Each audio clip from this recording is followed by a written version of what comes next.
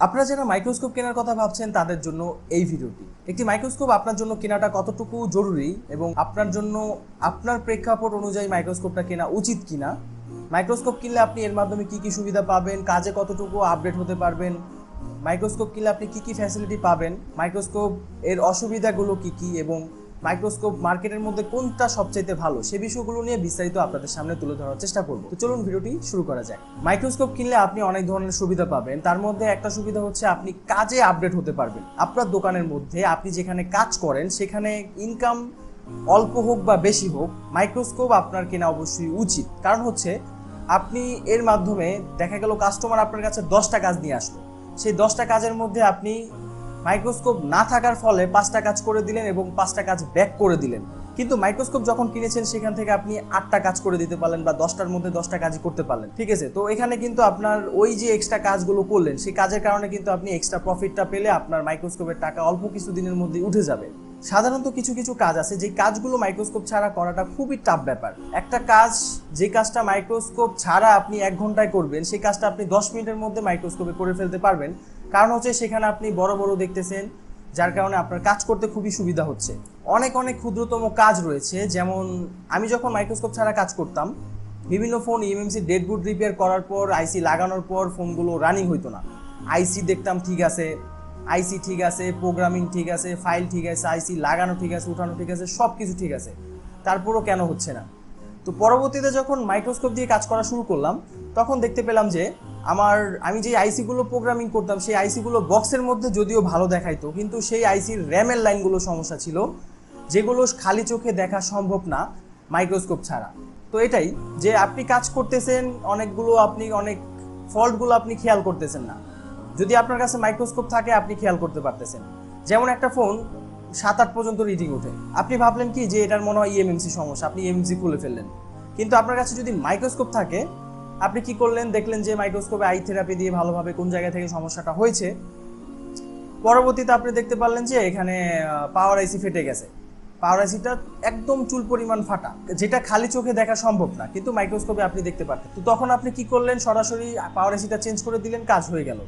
তো কাজের ক্ষেত্রে অবশ্যই মাইক্রোস্কোপের অবদানটা অনেক বেশি এবং বর্তমানে মাইক্রোস্কোপ ছাড়া কাজ করাটা খুবই টাফ। তো অনেকেই মনে করতে পারেন যে ভাই আপনার টাকা আছে, আপনি মাইক্রোস্কোপ কিনতে পারবেন, আমার দোকানে ইনকাম নাই, টাকা নাই, মাইক্রোস্কোপ কেনার মতো অ্যাবিলিটি নাই। আসলে বিষয় হচ্ছে আপনি কিছু কিছু ইনভেস্ট করেন, আপনি এখান থেকে কিছু কিছু টাকা সেভিং করেন মাইক্রোস্কোপ কেনার জন্য এবং পরবর্তীতে আপনি মাইক্রোস্কোপটা কিনে ফেলেন।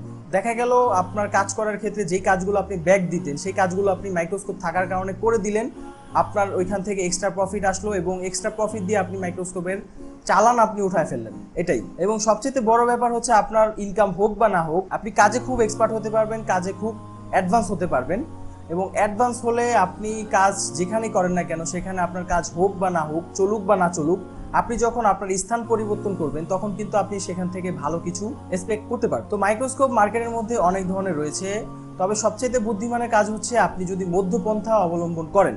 যেমন মার্কেটে আপনি অনেক দামি মাইক্রোস্কোপ আছে, আবার কম দামি মাইক্রোস্কোপ আছে, সেখান থেকে আপনি 18 থেকে 20,000 টাকার মধ্যে মাইক্রোস্কোপ কিনলেন, সেই মাইক্রোস্কোপ দিয়ে কিন্তু আপনি অনায়াসে কাজ করতে পারবেন। 18 থেকে 20,000 টাকা, 21,000 টাকা বাজেটের মধ্যে যে মাইক্রোস্কোপগুলো মার্কেটে পাওয়া যায় সেগুলো হচ্ছে মেকানিক ব্র্যান্ডের MC75T, যেটা আমি ইউজ করি অনেকদিন যাবত। এবং আমার আরেকটা মাইক্রোস্কোপ রয়েছে, এটা হচ্ছে RF4 ব্র্যান্ডের RF5070 টিভি মডেলের।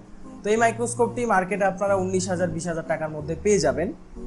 এবং রিলাইফ ব্র্যান্ডেরও মাইক্রোস্কোপ রয়েছে, যে মাইক্রোস্কোপগুলো খুবই ভালো। রিলাইফ ব্র্যান্ডের মাইক্রোস্কোপের মডেল হচ্ছে রিলাইফ M3, যেটা ওটা খুবই ভালো, ওইটাও আমি অনেক স্টুডেন্টদেরকে কিনে দিয়েছি।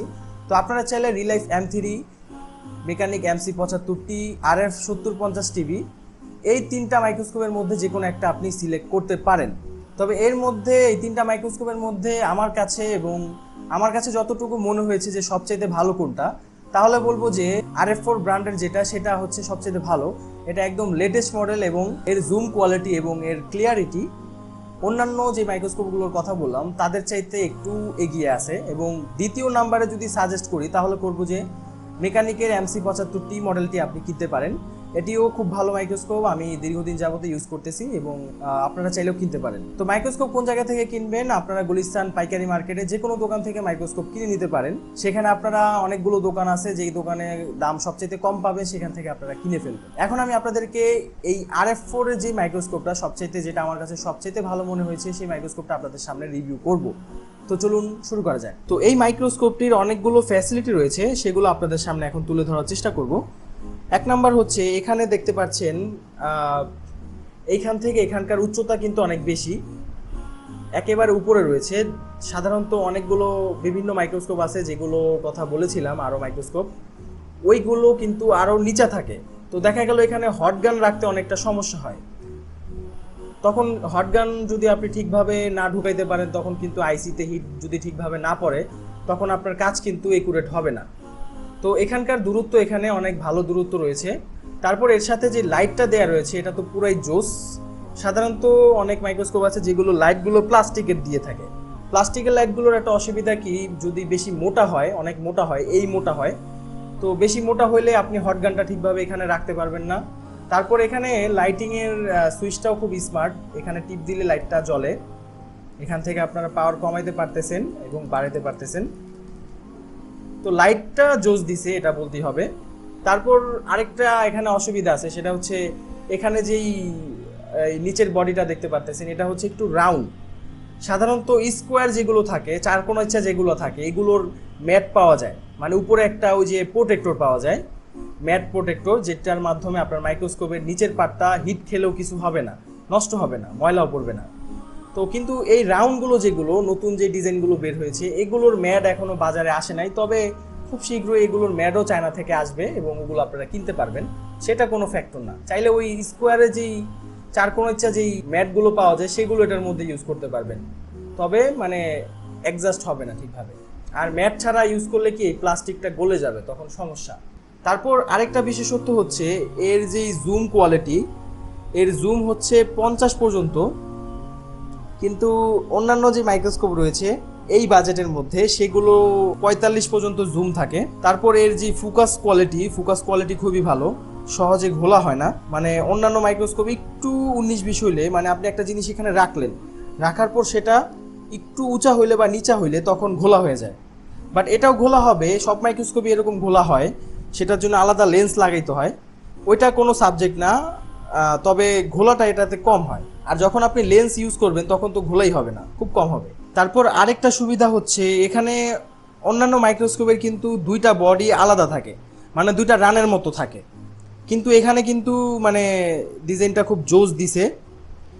একটা চাপ দিবেন, দেখছেন এখানে কিন্তু পুরো বডিটা আলাদা হয় না। অন্যান্য মাইক্রোস্কোপে এখানে দুইটা এই লোহা সহ বডি থাকে, মানে ফাঁকা করলে লোহার বডি সহ ফাঁকা হয়ে যায়, কিন্তু এখানে জাস্ট এইভাবে আবার এইভাবে আপনারা চোখের সাথে অ্যাডজাস্ট করতে পারবেন। এখানে মানে কোনো বডি ফাঁকা হচ্ছে না, খুবই ডিজিটাল মডেল।